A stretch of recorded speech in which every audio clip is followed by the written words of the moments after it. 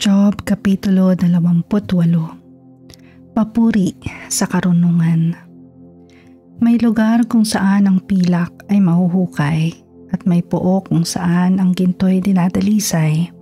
Nahuhukay ng tao ang bakal mula sa lupa at nilulusaw ang tanso mula sa batong nakuha. Sinasaliksik ng tao ang pinakamalalim na kadiliman. Ginagalugad pati ang kalaliman upang humukay ng batong yaman.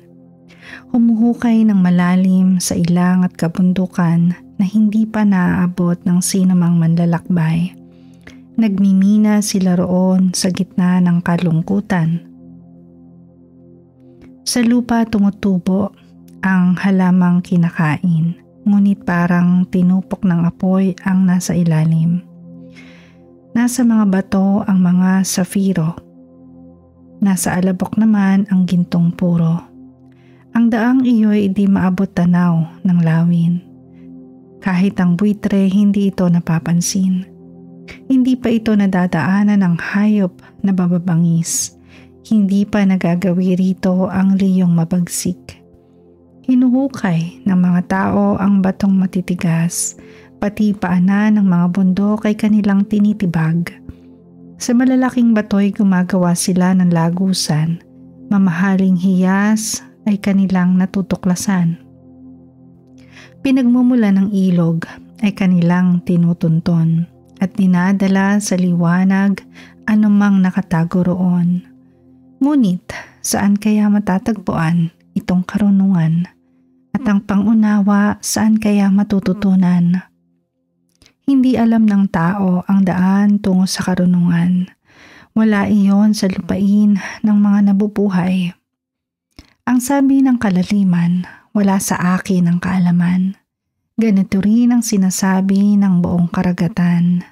Hindi ito mabibili kahit ginto ang ibayad.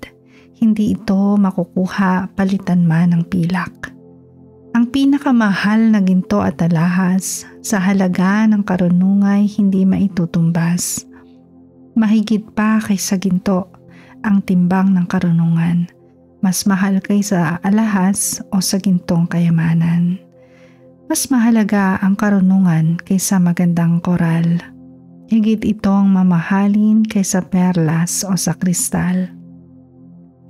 Kahit na ang topaz, dito'y di maipapantay. At hindi rin mahihigitan kahit ng gintong dalisay. Kung gayoy, saan nga nagmumula ang karunungan? At ang pangunawa, saan kaya matututunan? Hindi ito nakikita ng sinumang nilalang. Mga ibong lumilipad, hindi rin ito natatanaw.